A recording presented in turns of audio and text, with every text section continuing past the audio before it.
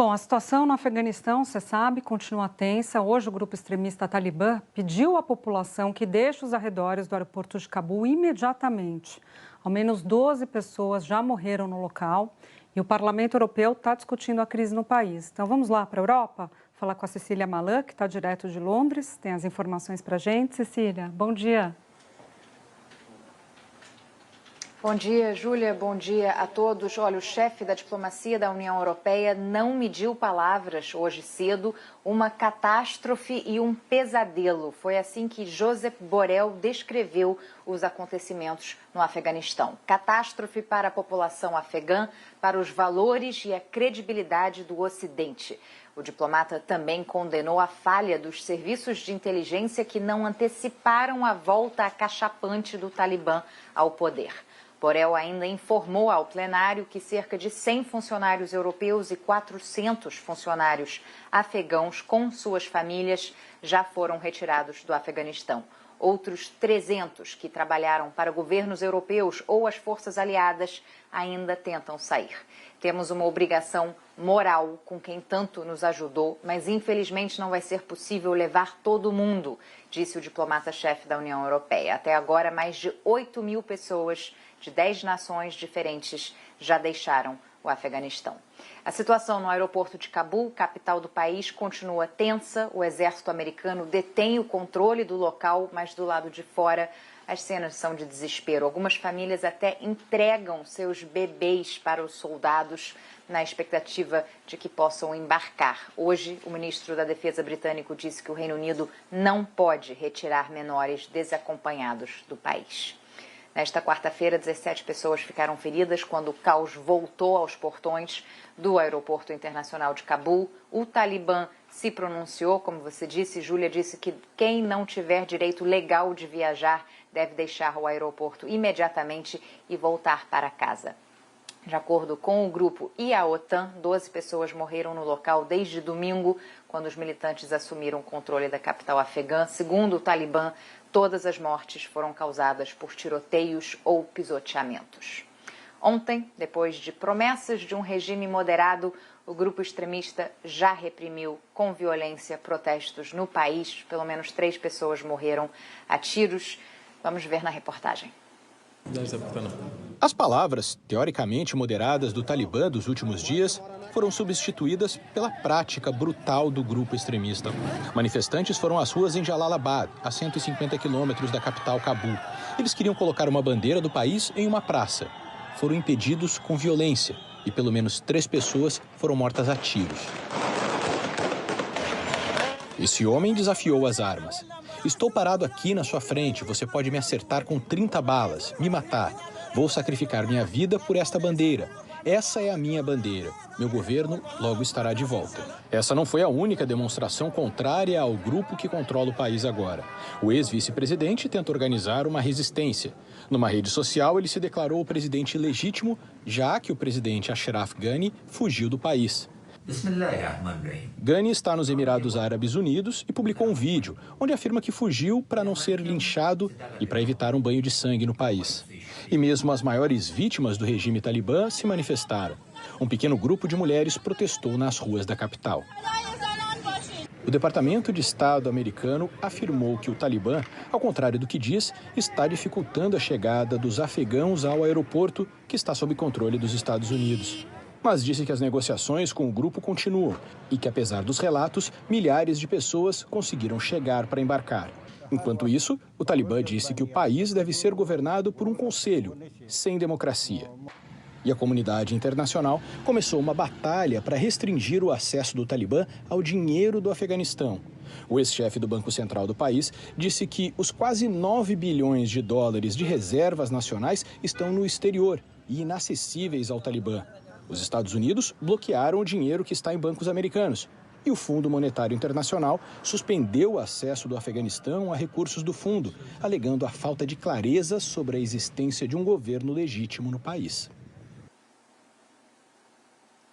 E o Talibã voltou a se posicionar a respeito das mulheres. Os militantes disseram que elas serão ouvidas e posições serão oferecidas na nova administração. Uma mudança de estilo, sem dúvida, mas só o tempo dirá se é também uma mudança ideológica. A desconfiança é enorme. A ex-capitã do time de futebol feminino do Afeganistão pediu às jogadoras que excluíssem as redes sociais, apagassem as identidades públicas e até queimassem os uniformes da seleção. Khalida Popal, que está na Dinamarca, disse à agência de notícias Reuters que teme o que o futuro reserva, já que no passado o grupo matou, estuprou e apedrejou mulheres. Vamos ouvir. They are worried, they are scared, not only the players, but also the activists, that they have nobody to go to seek protection, to ask for help if they are in danger. They are afraid that any time the door will be knocked. I have been using my voice, the power of my voice, and I've been encouraging all these young women and girls in my country to be the voice for voiceless, to stand strong, to be bold, to be visible. Today, I'm calling them and telling them, take down their names, remove their identities, take down their photos for their safety.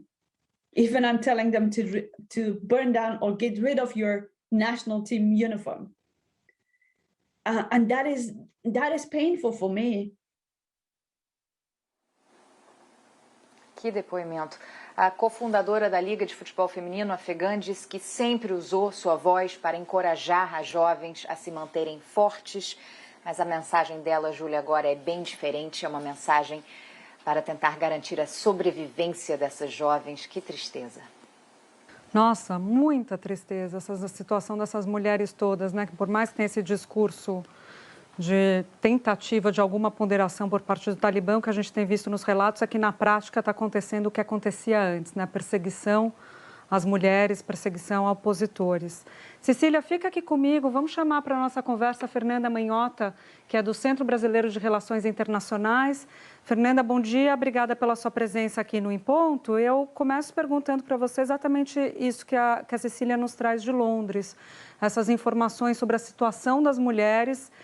O que esperar do Talibã diante desse discurso supostamente mais ponderado, repaginado, né? É algo para se acreditar ou é apenas uma retórica para tentar ter algum apoio da comunidade internacional? Oi, Júlia, bom dia, é um prazer estar com você novamente aqui à Globo News. De fato, como bem descreveu a reportagem, a mensagem até agora tem sido recebida com bastante desconfiança, com um certo grau de ceticismo. Isso porque o Talibã, durante os anos 90, o início dos anos 2000, ele governou a partir de uma leitura considerada extremista da Sharia, que é a lei islâmica, e que leva a uma interpretação distorcida e bastante violenta, particularmente no que diz respeito às mulheres. Então, o passado Talibã tem na sua conta coisas como casamento forçado, escravidão sexual, punições severas, como também foi descrito na reportagem, incluindo açoitamento, apedrejamento.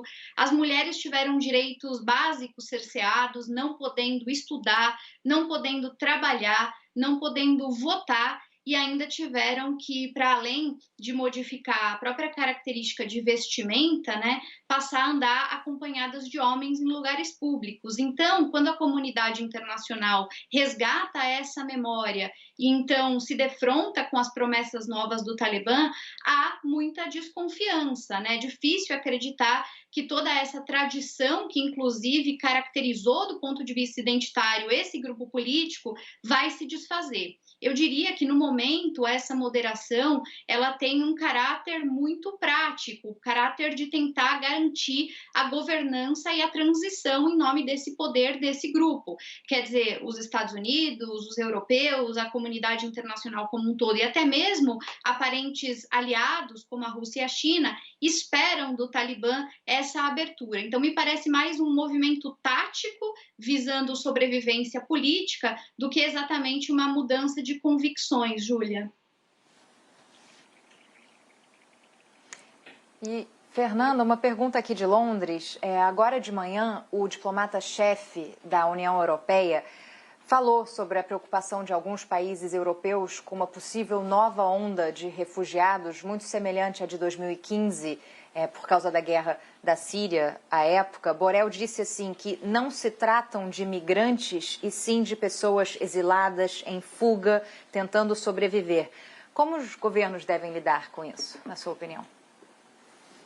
Olha, esse vai ser um outro capítulo à parte a ser acompanhado nessa crise, porque para além das questões de transição política doméstica do Afeganistão, para além das discussões geopolíticas envolvendo a triangulação das potências nessa região, a questão da crise humanitária se tornará urgente, como nós já temos acompanhado. E apesar de a Europa não ser o destino prioritário dos afegãos, assim como não era também no caso da Síria, é uma região que, pela própria característica geográfica, recebe fluxos e que tem enfrentado também dilemas políticos relacionados a isso. O volume de pessoas que provavelmente migrarão para o Paquistão, por exemplo, é muito mais significativo do que aqueles que migram para a Europa, assim como no caso da Síria, era muito mais significativo o fluxo que a Jordânia, por exemplo. Mas ainda assim, dentro das sociedades europeias, existe uma divisão que eu diria até mesmo política, com a ascensão de partidos mais radicais, com o reforço de discursos nacionalistas, em alguma medida até mesmo xenófobos. Então, existe uma dualidade, quer dizer, ao mesmo tempo, a comunidade internacional, e particularmente europeia, se sensibiliza com as imagens que nós estamos assistindo e há uma cobrança, então, para a oferta de refúgio, de assistência, mas, ao mesmo tempo, existem grupos que, para consumo doméstico, vão erguer a voz para justamente dizer que não há condições sociais e econômicas de acomodação desses grupos. Me parece que o dilema não vai ser facilmente resolvido e que nós ainda assistiremos muitas contradições. Quem vai determinar o volume de assistência talvez seja a própria cobrança que a comunidade internacional vai exercer, sobretudo sobre os países desenvolvidos. Tá certo, Fernanda. Muito obrigada pela sua presença aqui no Em Ponto, por dividir com a gente seu conhecimento e até uma próxima vez. Obrigada, Júlia, eu que agradeço. Sempre um prazer. Cecília, obrigada. Até a próxima, então. Bom dia para você por aí.